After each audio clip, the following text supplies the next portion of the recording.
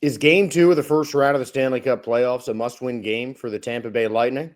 I think so, but go through our in-depth preview of Lightning versus Panthers second game, why they might go 11-7 again, and who needs to step up for the Tampa Bay Lightning.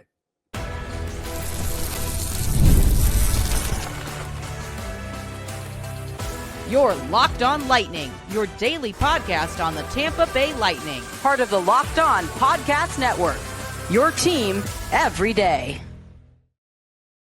Hello, everyone. I'm Josh Sperber, thanking all of you for making Locked On Lightning your first listen every day. We're part of the Locked On Podcast Network, your team every day. And if your team is the Tampa Bay Lightning, then this is the show for you. And the Lightning are taking on the Florida Panthers once again tonight, 6:30 start at Amalie Arena, coming off of a 6-2 loss to Florida. And we talked about game one. The penalty kill was at a low.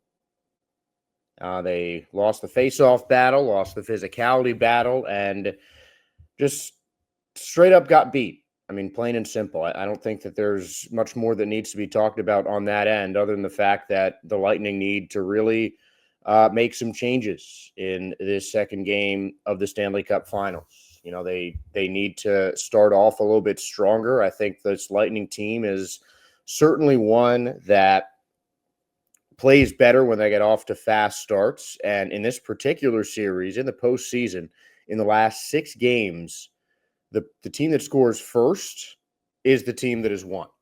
And in most of those 6 games, unfortunately, it has been the Florida Panthers.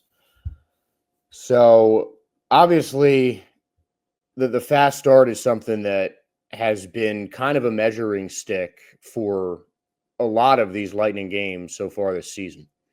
And I think if the Lightning can just come out of the gate skating hard, really attacking the net, and, just flexing their offensive muscle, I think it can certainly help out, because something that Brandon Hagel was talking about in the press conference on Wednesday was how you can't chase the physicality aspect of the game. And I think that is a pretty important thing for the Lightning to hear, because this was a team that got out-muscled. So maybe it's more just about anticipating the extra physicality from Florida, which frankly is something that should happen anytime you play this team. This Panthers team has always been a physical team. They play a really physical, check-heavy brand of hockey, and especially in a rivalry game like this, especially in a playoff game like this, that is intensified. I mean, everything that goes on in a regular season NHL game, just you have to think is going to be dialed up to 11 in the playoffs, because there is nothing more intense than playoff hockey. You know, you talk about a playoff foul in NBA basketball. You talk about extra playoff hustle in playoff baseball, or, we can keep going down the list of sports, but, hockey is already a pretty physically demanding, pretty intense sport. And, as Darren Radish said in the press conference, both teams are going to be finishing their checks.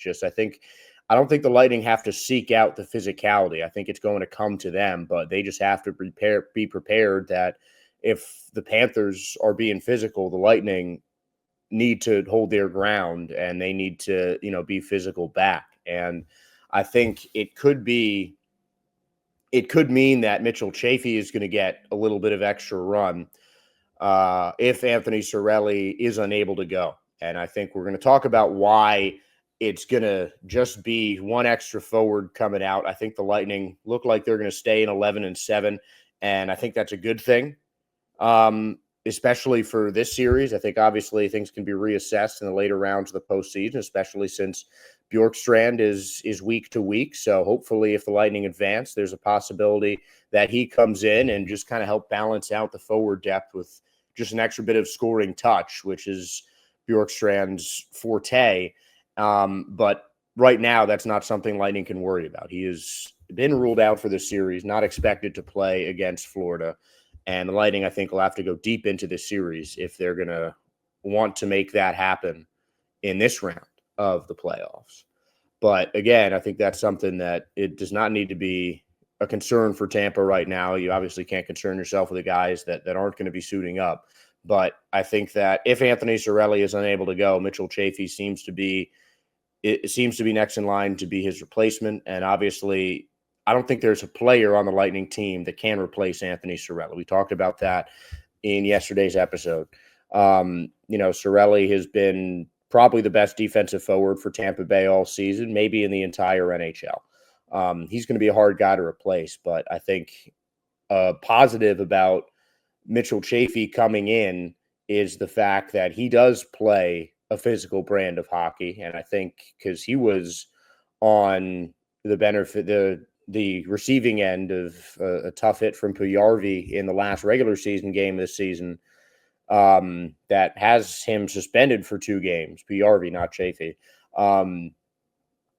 then, he could be a little bit more motivated to mix in those hits. And he's been one of the hit leaders among Lightning forwards all season long. So he could be a key to adding that extra element of physicality. But hopefully Anthony Cirelli will be back for the Lightning. And this is a moot point that we don't have to discuss, because I think the Lightning will be in trouble without Cirelli against Florida.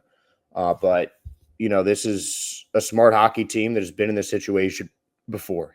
I think, again, Brandon Hagel came right out and said it in the post-game press conference. We still got plenty of hockey left. It's just 1 game. No one expected us to win in 4 games. All those things are true, and all those, I think, are a mindset that's going to be trickling down the Lightning. And, you look at the body language of these players, of these coaches after that game 1, and they're not discouraged. They're just upset with how they played in that first game, because I don't think you'll find a lot of disagreement around the Lightning locker room that game 1 was not the Tampa Bay Lightning brand of hockey. Game 1 was not the kind of game that you'd expect a team like the Lightning to have in the postseason. It came out a little bit flat, and there are countless examples during the regular season of the Lightning coming off of a bad loss and just coming out of the gates absolutely firing. I think that was the case during their homestand in April. The final homestand of the season, I think, was a pretty perfect example of this. You have a great win in New York against the Rangers, a big opportunity with the Maple Leafs that ends up being in an overtime loss. Lightning played well enough to win that game, just not for the entire 60 minutes of regulation. And they worked that one in overtime. Overtime loss against the Red Wings.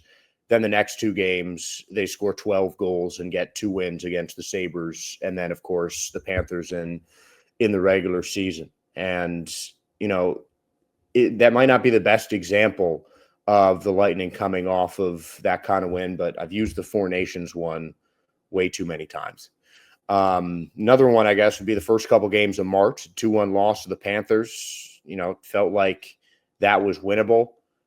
They come out the next game and blow out the Blue Jackets 6-2. I mean, we can probably go through every single month of the Lightning regular season and find an instance like that where the Lightning might not have played their best game the night before, came out a little bit flat, whatever it was. Then the next game, they instantly respond and just dominate. Obviously, it's different in the postseason because, there's just a lot more at stake. But this is not new territory for the Tampa Bay Lightning, no matter what kind of game they're playing, no matter if it is just some random game in December or game 2 of the postseason or game 7 of the Stanley Cup Finals. This is a Lightning team that doesn't get discouraged from games that happens before. This is a team full of veterans and a team full of smart players that have been here and done this before.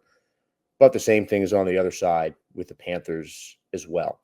So I think that getting off to a fast start is definitely going to be key for Tampa Bay here. I think they can't chase the physicality. They just have to do a better job of anticipating it and matching it when Florida comes out and dishes it at Amalie Amalie Arena, because that is going to happen.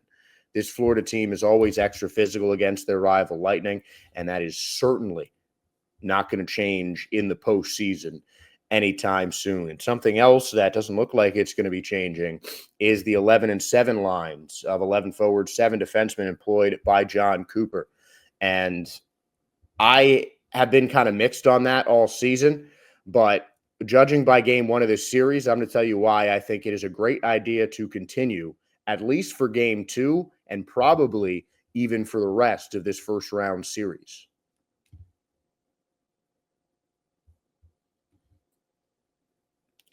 The NHL playoffs are here, and FanDuel is giving new customers an incredible way to get in on the action. Right now, when you join FanDuel and place your first $5 bet, you'll get $250 in bonus bets if your bet wins. I love how FanDuel makes betting so easy, whether it's picking my favorite team or diving into player props. From goals to assists to shot blocks, FanDuel has so many ways to bet your favorite player props. Plus, after the puck drops, you can even combine live prop bets into a same-game parlay for your chance to win big. Don't miss out. Head to FanDuel.com and claim your $250 in bonus bets today. And you can check on some Lightning betting odds for the Stanley Cup playoffs. We are going to talk about the Lightning's 11-7 once again and why I think it is a great idea for the rest of the series. First off is the physicality aspect that we've talked about. I think having an extra defender like Darren Radish, who has typically been that 7th defender for the Tampa Bay Lightning, is going to be just as good as any other forward option that the Lightning have coming off the wing. Again, I think things might change just a tiny bit, but with Cirelli out, Mitchell Chaffee seems to be the heir apparent in terms of just the next man up, really. The next forward up coming off the bench. You shift Connor Geekie or Nick Paul to center, put Chaffee on the wing, and you still have that 7th defenseman in Darren Radish coming there. So I think with or without Cirelli, this doesn't change. But in an ideal scenario, obviously, with Bjorkstrand ruled out for the series, you have Mitchell Chaffee as an extra forward. And I think having Radish there gives something a little bit extra than what Mitchell Chaffee can provide, because he is definitely, physically minded forward, a little bit more defensive minded. He still has he's still got a solid offensive game for a bottom 6 forward. But it's definitely the physicality and the hits that he provides that I think really add to his value. And one of the reasons that he was a pretty important rotational piece in the Lightning's offense over the course of the year. But partly due to injuries, his participation waned a little bit in games, and the Lightning kept going 11-7. And I think a big reason that they did that was to have that extra physicality aspect. Darren Radish, for a defenseman, is a very polished offensive player. He was the 2nd highest scoring defenseman on Tampa in a team that had one of, if not the highest scoring defensive units in the entire NHL. And Darren Radish was a huge part of that, whether it was stepping up for J.J. Moser during his 2-month absence during the injury, or being that extra defender and kind of playing halfway between defense and forward wherever John Cooper saw fit. And I think that it adds just a bigger guy in there, because Mitchell Chaffee can mix it up. I'm certainly not going to doubt his size or his physicality level, but Darren Radish is just one of the bigger guys on the team. And just him being there is enough of an imposing physical presence that just helps the Tampa Bay Lightning, because the Panthers will know that he's going to dish out something if they go too hard against one of the other forwards for Tampa Bay. And I just don't think that any other of the forwards, you look at Chaffee or Atkinson on the Lightning bench, I just don't think that there's anyone else that can provide that same level of physicality on the forward side. And that wouldn't be something that I think you'd expect. So it also just gives a different look. And that's something that I really liked when John Cooper was mixing it up a little bit more throughout the season, just kind of testing out different scenarios with how he was going to run things. I think it really helped when it was, going back and forth between 12-6 and 11-7, because the visiting team really never knew what was coming. But that is, I feel like, a bit harder of a strategy to employ in the postseason, because it's already a grind. It's already, high stakes, intense situations in the postseason. Having that much change on a game-to-game basis could throw off the guys, and in the postseason, that's the last thing you need. So I think that the extra level of physicality is certainly helpful, but I also think that I'm a big Darren Radish fan. I mean, I just think he's a really solid two-way defenseman, and you just haven't seen offensively, it hasn't diminished the impact that any of those lower lines will have. And I think it's partly just on who that extra defenseman is, who can provide the same kind of offensive punch as any other bottom six forward, and maybe even more with his ability on the defensive end and the Lightning's ability in general to just turn defense into offense so well. I mean, they almost had 6 20-goal scorers and 6 20-point defensemen. Nick Perbix and Emil Lilleberg were 1 point each away from reaching that mark. And there are not a lot of teams that have that level of scoring that well evenly spread, not just throughout their forward lines, but through their defensive lines as well. So I think the Lightning have really made that work to their advantage. And I think I don't think that is the issue in terms of what went wrong in game one of the postseason. This was just the Panthers came out swinging a little bit harder than the Lightning did, and Matt Tkachuk really got himself in the right places at the right time. And I think he was definitely left too open a couple times. So I think, this second game, I think everyone's senses for Tampa Bay is just going to be dialed up to 11, because there were definitely some missed opportunities in that first game on the defensive side, just not being careful, not having your head on a swivel and finding the open man, because especially with Tkachuk, and you look at most of those goals scored by the Florida Panthers, there were just guys in open ice with time and room. And when you have that close to the net, it's not going to end well no matter who your goalie is. And the Lightning are a perfect example of that, because they have arguably the best goalie in the game in Andrei Vasilevsky. But I do think the 11-7 strategy is something that is going to be held on at least until this series ends, because Oliver Bjorkstrand will be out at least until this series ends. Because, I like Mitchell Chaffee, Cam Atkinson, what they bring to the table for Tampa Bay. I don't think that they're bad forwards, but I just don't think any of those guys can have the same impact on the offense as Oliver Bjorkstrand has. And I mean, one thing that John Cooper said about him when the news broke about his injury is that he was really starting to get comfortable and get settled with his new teammates, on his new role with the Tampa Bay Lightning. And I think if you're going to have an extra forward, if you're a regular amount of forwards, you'd want all of them to be impact players. And you look at the Lightning forwards right now, and the high impact players are in the game. Bjorkstrand is a high impact player on the offensive side, and I think his offensive presence is certainly missed, sure. But when you can't make up for that same kind of offense with the guys that you have, you add a little extra muscle on defense and hope that it translates to the offense as well as it does, normally. Because again, that is how the Lightning play their game. They move transition defense to offense so smoothly with crisp passing.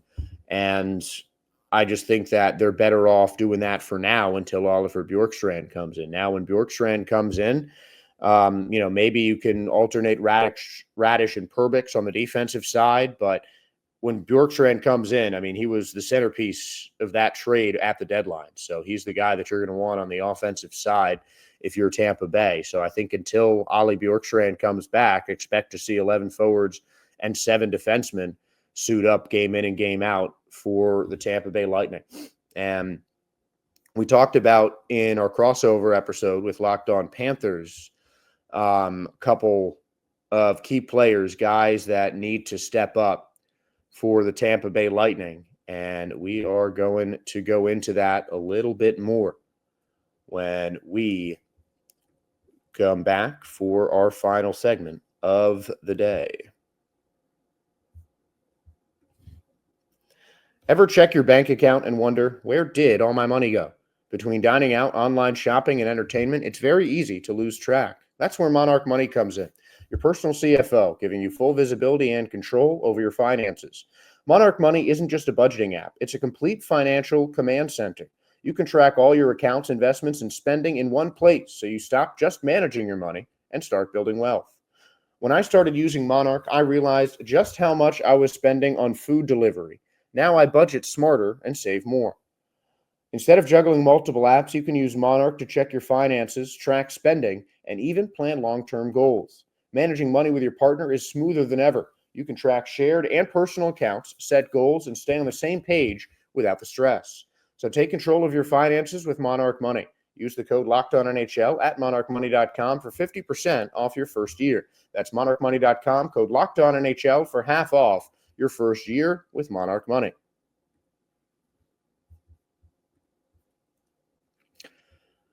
The postseason is always a time where you get big performances from some unsung heroes, some guys that might have played a big role in the regular season, or it could even just be some guys that, had just been added to the fold and, didn't have a lot of time to get acclimated to the team. A whole host of reasons, but the postseason can bring out the best in some unlikely heroes, no matter what team you're on. And I think for Tampa Bay, there are a couple of those that certainly spring to mind. And I'm going to get started with in a pretty unusual place, and that is the Lightning fourth line. You've got a very hungry Zemgus Girgensons in his postseason, who in his first postseason, after 790 career NHL games, playing in his first postseason action after leaving the Buffalo Sabres in the offseason, he is one guy that I look at. I think offensively, his play this season has been somewhat of a disappointment.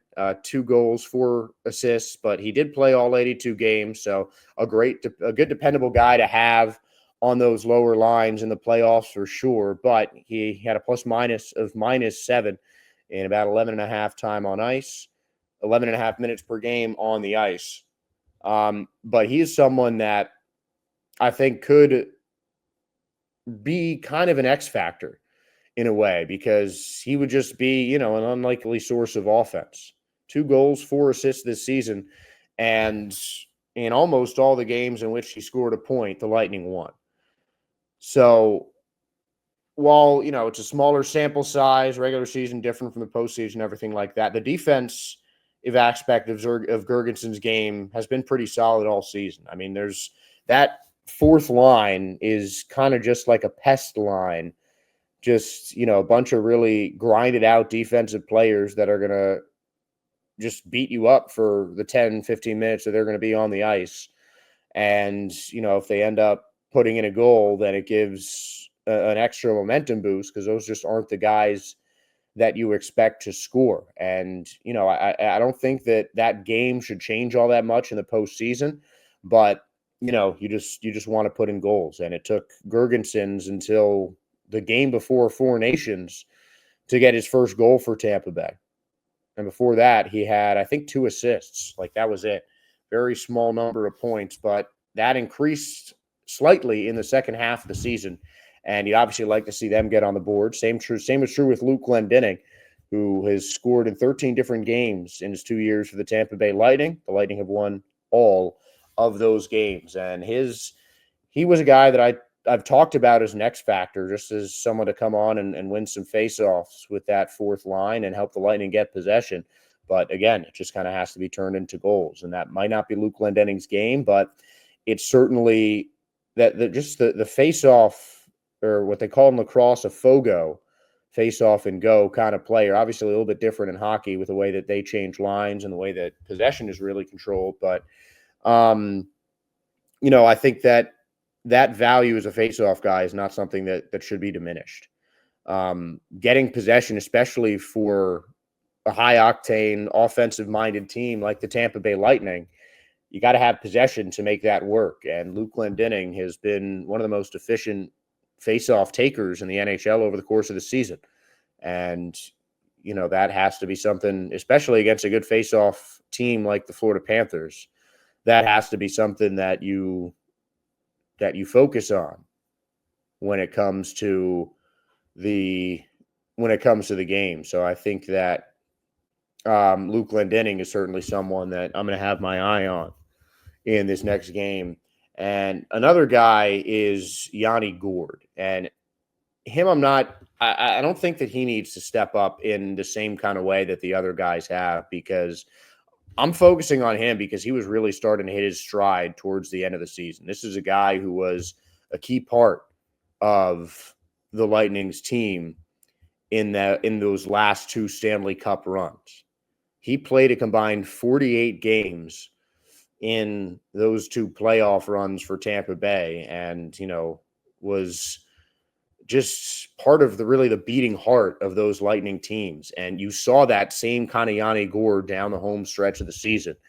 Obviously there's going to be a little adjustment time needed after a trade, changing systems, even if you're going back to one that you're familiar with. But, you got to remember that Yanni Gourde has been away from Tampa Bay since after that last Stanley Cup win in 2021. And there might be some correlation with that. And he played okay in the first game. He got a couple of hits, a shot on net, a shot block. He's active in all facets of the game for Tampa Bay. I just want to see more of him. I want to see more of that Yanni Gourde that can just get under the skin of his opponent. Him and Brad Marchand were going at it a little bit. Obviously, Marchand, not a guy who's it's easy to get underneath the skin of, but just that's kind of the game that Yanni Gourde has, and you need a player like that can, really get after the other opponents. And then once he catches them slipping, once he sees them make a mistake out of frustration or whatever it is, he pounces and helps put the puck in the net. So I just want to see a lot more of Yanni Gourde in this next game of the Stanley Cup playoffs. And last but not least is Nick Paul. I loved his physicality, and he is really emerging as a leader on this Tampa Bay Lightning team. Great two-way forward, big imposing presence. And he could be the guy, and usually is, that is going to be pushed up into a higher role with Anthony Cirelli potentially not playing in the game. Obviously, we'll have updates on that as the day goes by. Check our X account at LO_Lightning. But it's either going to be Nick Paul or Yanni Gourde. If Cirelli is forced to miss game number 2, Paul or Gourde are going to be up in that second line center. And frankly, I think that is going to be the second line. It'll be Hagel, Gourde, and Paul, some combination of that. So that second line with Cirelli and Hagel was one of the most productive in all of hockey. I mean, they played so much with Ryan McDonough, the leader in the NHL in plus minus, setting a Lightning record, breaking his own Lightning record in that category. And I think a big part of that is being with productive guys like Hagel and Cirelli and Nick Paul, and maybe Yanni Gourde as well. So, a lot of guys I think need to factor in, but those are certainly the players that I'm going to have my eye on in game number 2 of this Stanley Cup final, as the Lightning are really in a must-win situation. I think that I don't think that is something that's lost on any of you guys, but the team with home ice advantage cannot go into the other city, into the other stadium, down 2 games, especially with a team that's as good as at home as the Florida Panthers are. I mean, these are 2 teams that play better on their home ice, and the Lightning need to remind the Florida Panthers of that at Amalie Arena tonight. And that is where we are going to leave off ahead of the game. We'll try to have coverage on our X account at _Lightning of the contest between the Lightning and the Panthers. But until then, thank you all for tuning in to another episode of Locked On Lightning and making Locked On Lightning your first listen today. And now for your second listen, make sure to check out the all-new Locked On NHL Game Night. Every game, every night, until a Stanley Cup champion is crowned. Get local analysis on a national scale. Find NHL Game Night on Locked On NHL on YouTube or wherever you listen to your podcast. And whenever you listen to your podcast or on YouTube, or on YouTube, just give us a follow, like, subscribe. We do appreciate your guys' support as we do this show for you, the fans. So, fans, thank you for tuning in once again. I'm Josh Sperber. Go Bolts, and hopefully we'll have a happy show for you on Friday.